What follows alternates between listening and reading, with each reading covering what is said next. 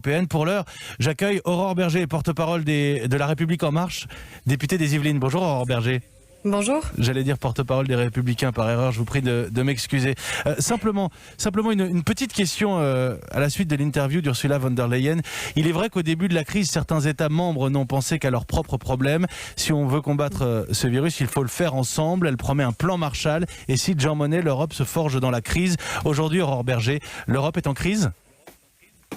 En tout cas, elle a raison, c'est-à-dire que si on n'affronte pas cette crise de manière solidaire, alors on risque de fracasser finalement l'Union européenne et d'avoir finalement un sentiment d'échec quant à l'appartenance à un ensemble comme celui de l'Union européenne. Donc je crois qu'il faut impérativement que cette solidarité, elle s'exprime. Elle ne s'est pas s'exprimer vis-à-vis de l'Italie et de l'Espagne.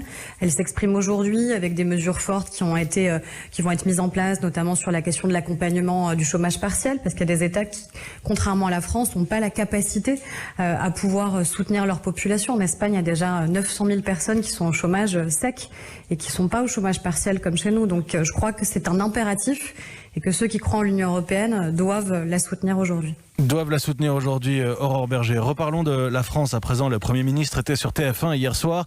Les municipales, fin juin peut-être, on le saura fin mai. Sinon, c'est quand à l'automne peut-être, Aurore Berger ?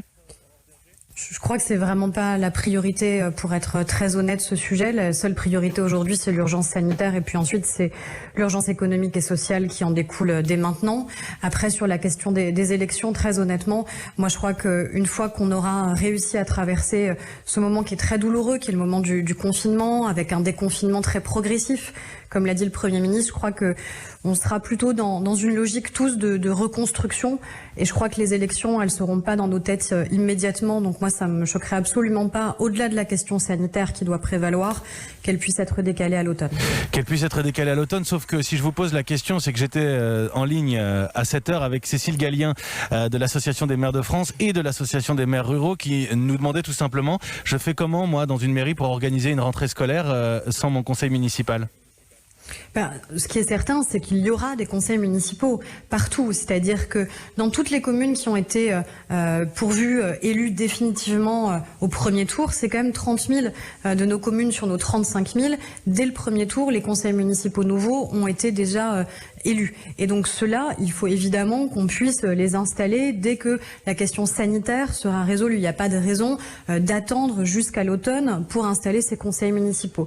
Mais là où il y a besoin d'un second tour, alors ce sont les conseils municipaux actuels qui vont continuer. Et c'est le cas déjà aujourd'hui. On le voit partout avec les maires qui sont mobilisés, y compris certains maires qui pourtant ne s'étaient pas représentés, mais qui, confrontés à l'urgence actuelle, assurent leur mandat jusqu'au bout. Vous savez, Aurore Berger, quelle est la préoccupation numéro 1 ce matin de nos auditeurs au 3921 et sur le hashtag Radio Ouverte ? C'est pas une devinette, je vous le dis, c'est le baccalauréat. Aujourd'hui, il y a 700 000, 750 000 élèves qui doivent passer le bac, autant de familles qui sont concernées. Cette incertitude aujourd'hui, ou alors la crainte d'avoir un bac qui ne comptera pas ? Alors le bac évidemment va compter et évidemment il aura lieu, c'est-à-dire que tous les bacheliers vont pouvoir passer leur bac, mais il est forcément dans des conditions qui sont extrêmement particulières cette année parce que il paraît assez compliqué de se dire qu'on va pouvoir réunir des milliers d'élèves dans certaines salles qui seraient confinées, alors même justement qu'on a encore ce sujet sanitaire qui prévaut. Donc le ministre de l'Éducation nationale va s'exprimer à 10h30 pour expliquer aux parents, aux élèves, aux enseignants les solutions qui ont été trouvées.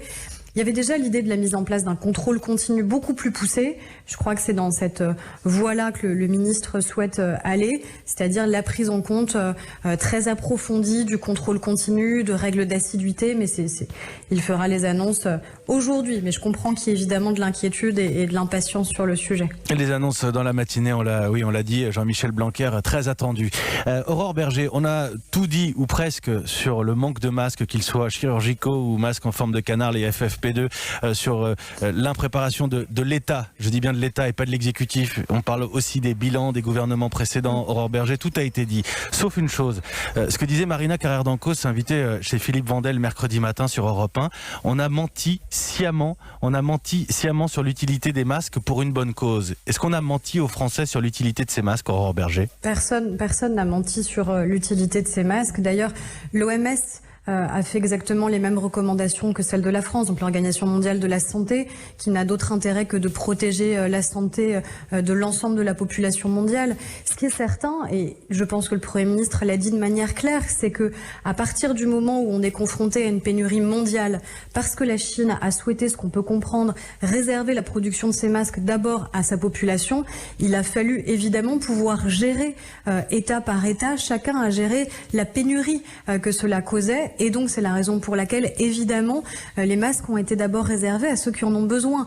Les Français n'ont pas besoin d'un masque FFP2 par exemple, et ça évidemment ça doit être réservé aux soignants. Et d'ailleurs il a été dit que même avec des stocks beaucoup plus approfondis, ces masques-là FFP2 qui vraiment sont ceux qui protègent le plus dans le cas d'interventions invasives, elles ne doivent être réservées qu'aux soignants. Mais vraiment, je crois qu'il n'y a pas... Enfin, je comprends tout à fait, évidemment, les doutes qui peuvent s'exprimer, les inquiétudes qui peuvent s'exprimer, parce qu'on est tous face à une situation qui est douloureuse pour nos familles, pour nos parents, pour nos grands-parents, pour nos proches, pour nos amis. Et donc, je comprends que ces questions, elles existent et qu'on souhaite savoir ce qui s'est passé ou mal passé. Et je pense qu'il faudra absolument tout dire. Mais l'exercice qu'a fait encore une fois, même hier, le Premier ministre, c'est justement de tout mettre sur la table, d'assumer de dire ce qu'on sait et ce qu'on ne sait pas, et d'expliquer aussi quel a été le niveau de préparation et quels ont été les choix qui ont été faits. Mais en tout cas, ce qui est certain, c'est qu'il n'y a pas eu de mensonge. Il y a juste eu, à un moment, confronté à une pénurie mondiale, des choix de protection. Non, mais quand on dit que ces masques ne servent à rien si on n'est pas contaminé, vous comprenez que c'est compliqué aujourd'hui de voir que dans plein de pays du monde, on les porte ces masques et qu'en France, on nous a dit qu'ils ne servaient à rien. Or, on en avait besoin. Je comprends évidemment les questions que ça peut soulever.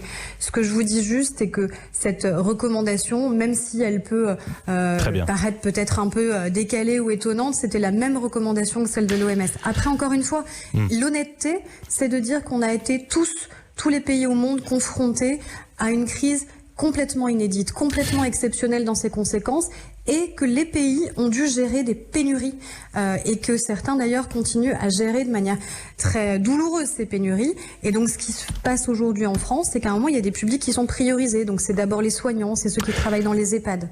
Merci beaucoup Aurore Berger. Merci d'avoir pris quelques minutes pour les auditeurs d'Europe 1 ce matin en direct, porte-parole de La République En Marche, député des Yvelines.